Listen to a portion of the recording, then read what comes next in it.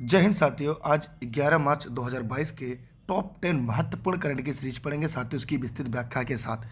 यह सीरीज आपके आगामी भर्ती परीक्षाओं के लिए, चाहे शिक्षक भर्ती परीक्षा हो, केबीएस हो या सभी वनडे परीक्षा हो, पुलिस की हो, यूपी ट्रिपल एससी की परीक्षा जिसे लेखपाल, अन्य सभी परीक्षाओं के लिए महत्वपूर्ण है। यह अंग्रेजी और हिंदी दोनों भाषाओं में होगा। वैसे तो आज 12 मार्च है, लेकिन एक दिन पीछे से चल रहा है ये करंट।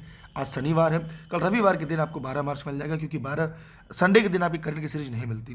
करंट और के साथ ये विविध की भी सीरीज है। क्लास खत्म होने के बाद इसकी पीडीएफ आपको टेलीग्राम पर मिल जाएगी। सभी क्लास जनपद जौनपुर से आपके लिए ई लर्निंग विद दुर्गेश पर लाइव चलती है।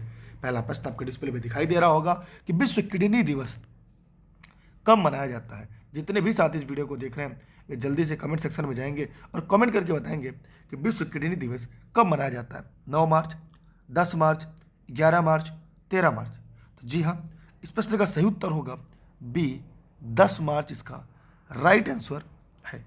हम बढ़ते हैं इसके एक और अगले सवाल की तरफ, व्याख्या की तरफ। पहले व्याख्या देख लेते हैं। इस साल मार्च के दूसरे गुरुवार के दिन विश्व किडनी दिवस मनाया जाता था, जिसका उद्देश्य दुनिया में लगातार बढ़ रही किडनी की बीमारियों मामले को रोकना है। विश्व किडनी दिवस हमारी किडनी के महत्व के बारे में जागरूकता बढ़ाने के उद्देश्य एक वैश्विक अभियान है। अगला सवाल आपके सामने है, देखते हैं। स्लीनेक्स भारत और किस देश के बीच एक द्विपक्षीय समुद्री अभ्यास है? श्रीलंका, चीन, बांग्लादेश, रूस। साथियों जवाब दीजिएगा। श्रीलंका इसका सही जवाब है। हम बढ़ते हैं इसकी व्याख्या की तरफ। भारत श्रीलंका द्विपक्षीय समुद्री अभ्यास स्लीनेक्स का 9वां संस्करण विशाखापट्टनम में 7 मार्च से 10 मार्च 2022 तक आयोजित किया जा रहा है। यह अभ्यास 2 चरणों में आयोजित किया जा रहा है। विशाखापट्टनम में हार्बर चरण और उसके बाद समुद्री चरण बंगाल की खाड़ी में। भारतीय नौसेना का प्रतिनिधित्व INS किर्च, INS ज्योति, एडवांस लाइट हेलीकॉप्टर, सीकिंग और चेतक हेलीकॉप्टर और डोनियर्स मैरीटाइम पेट्रोल एयरक्राफ्ट द्वारा किया जा रहा है। ये इंपॉर्टेंट है, यहाँ से सवाल आते हैं। अगला सवाल आपके सामने, किस राज्य सरकार ने युवाओं को कौशल प्रदान करने के लिए नान मधुलवन नामक योजना शुरू की? गुजरात, बिहार, तमिलनाडु, आंध्र प्रदेश। जी हाँ, इस प्रश्न का सही उत्तर होगा तमिलनाडु। सी इसका सही जवाब है। हम बढ़ते इसकी व्याख्या की तरफ।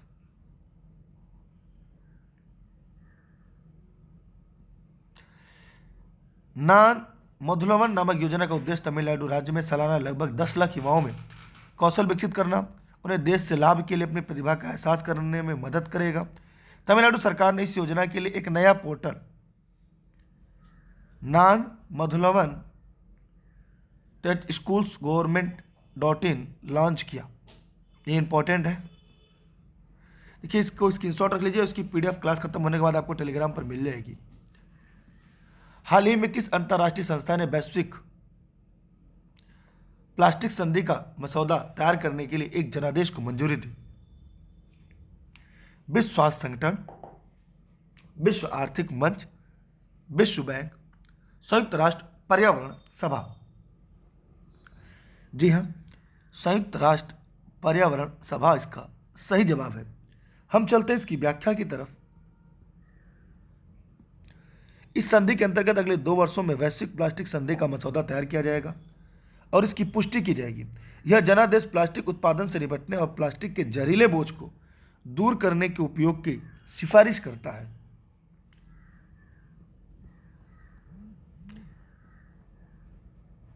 दूरसंचार विवाद निपटान और अपीली न्यायाधिकरण के नए अध्यक्ष कौन बने? संजीव साल्यान, DN पटेल, विनीत जोशी, अभिषेक सिंह। दूरसंचार विवाद निपटान और अपीली न्यायाधिकरण के नए अध्यक्ष DN पटेल बने। आइए इसकी व्याख्या देखते हैं।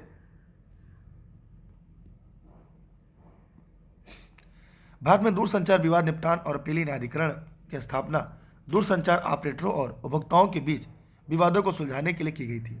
इस ट्रिब्यूनल में एक अध्यक्ष होता है जो सर्वोच्च न्यायालय का न्यायाधीश होना चाहिए या उच्च न्यायालय का मुख्य न्यायाधीश होना चाहिए। बढ़ता आज अगले सवाल की तरफ, प्रश्न नंबर 6 की तरफ। भारत हाल ही में भारत का पहला फ्लोटिंग स्टोरेज और रीगैसिफिकेशन यूनिट कहाँ पर रिसीव किया गया? पंजाब के अमृतसर टर्मिनल पर, महाराष्ट्र के जयगढ़ टर्मिनल पर, गोवा के पणजी टर्मिनल पर, पुणे के शिवजी टर्मिनल पर। जी हाँ, महाराष्ट्र के जयगढ़ टर्मिनल पर। हम आते हैं इसके एक और अगले सवाल की तरफ। 12 अप्रैल 2021 को FSRU होगेस गेंट सिंगापुर के केपल शिपयार्ड से रवाना होकर महाराष्ट्र के जयगढ़ टर्मिनल पर पहुंचा। यह भारत का पहला FSRU आधारित LNG प्राप्त करने वाला टर्मिनल होगा। साथ ही साथ महाराष्ट्र की पहली LNG सुविधा भी होगी। सभी लोग इसकी स्क्रीनशॉट अपने पास रख लें। ICC विमेंस वर्ल्ड कप में भारत ने किस टीम को 107 रन से हराकर अपना पहला मैच जीता? England, Japan, Pakistan, Sri Lanka? बताइए। पाकिस्तान। ठीक, हम चलते हैं अगले सवाल की तरफ। इसकी व्याख्या देख लेते हैं पहले। भारत ने अंतर्राष्ट्रीय क्रिकेट परिषद महिला विश्व कप में पाकिस्तान को 107 रन से हरा दिया। भारत ने टॉस जीतकर पहले बल्लेबाजी का फैसला किया तथा पाकिस्तान को 245 रन का लक्ष्य दिया। जवाब में पाकिस्तान ने 137 रन पर ऑल आउट हो गई। आज का प्रश्न नंबर 8, राजस्थान उच्च न्यायालय के मुख्य न्यायाधीश कौन बने? देखिए, इसकी स्क्रीनशॉट रख लीजिएगा। इसकी PDF क्लास समाप्त होने के बाद आपको टेलीग्राम पर मिल जाएगी और डेली क्लास के लिए आप इसके डिस्क्रिप्शन में लिंक है जहां पे आप इसके व्हाट्सएप ग्रुप में जोड़ सकते हैं। राजस्थान उच्च न्यायालय के नए मुख्य न्यायाधीश कौन बने? MS श्रीवास्तव, संजय करोल, इंद्रजीत महती, रवि शंकर झा। तो MM श्रीवास्तव। व्याख्या देखते हैं इसकी। राजस्थान उच्च न्यायालय के मुख्य न्यायाधीश MM श्रीवास्तव बने। यह चीफ जस्टिस अखिल कुरैशी का स्थान लिया। MM श्रीवास्तव 10 दिसंबर 2009 को छत्तीसगढ़ हाईकोर्ट में जज नियुक्त किए गए थे। करीब 12 साल बाद उनका तबादला छत्तीसगढ़ से राजस्थान हाईकोर्ट में किया गया। राजस्थान हाईकोर्ट में वर्तमान में सीनियर मोस्ट जज के पद पर थे। आज का 9वां प्रश्न, कन्याकुमारी वन्य जीव अभ्यारण्य किस राज्य के शासित प्रदेश में है? कि डेली क्लास के लिए आप लोग टेलीग्राम जरूर ज्वाइन करिएगा। टेलीग्राम पे सर्च करिएगा दुर्गेश और बिना स्पेस की ई-लर्निंग विद दुर्गेश आएगा, उसे ज्वाइन कर लीजिएगा। जहाँ पे आपकी भर्ती परीक्षाओं की सभी क्लास यहाँ पे आपको लाइव और उसकी PDF रिकॉर्डेड सभी क्लासेज यहाँ पे मिल जाएंगी। यह करंट क्लास आप सभी के लिए निःशुल्क मेरे द्वारा देशहित में राष्ट्रहित में प्रतिदिन सुबह 6 से 7 बजे के बीच आपके लिए लाइव आ जाती है। प्रश्न नंबर 9 का जवाब होगा उड़ीसा, केरल, तमिलनाडु, हिमाचल प्रदेश। तमिलनाडु है। कन्याकुमारी वन्यजीव अभ्यारण्य तमिलनाडु में है। आइए हम इसकी व्याख्या देखते हैं।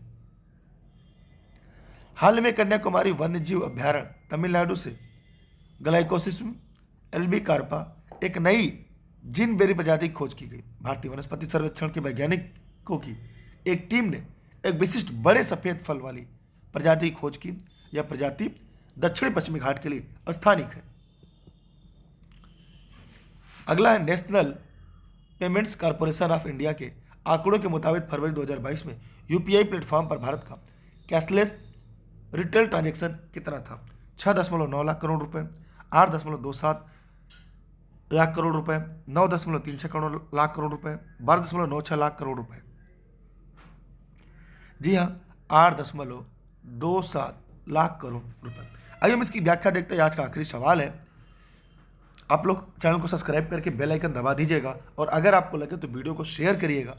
National payment corporation of India के आंकड़ों के मुताबिक फरवरी 2022 में 6.9 लाख करोड़ रुपए से UPI प्लेटफॉर्म पर भारत का कैशलेस रिटेल ट्रांजैक्शन था। UPI का यूनिफाइड पेमेंट इंटरफेस एक व्यवस्थित तंत्र है जो कई बैंकिंग सेवाओं, सुचारू फंड रूटिंग और मर्चेंट भुगतान को एक ही मोबाइल एप्लीकेशन किसी भी भाग में लेने वाले बैंक से मिला देता है।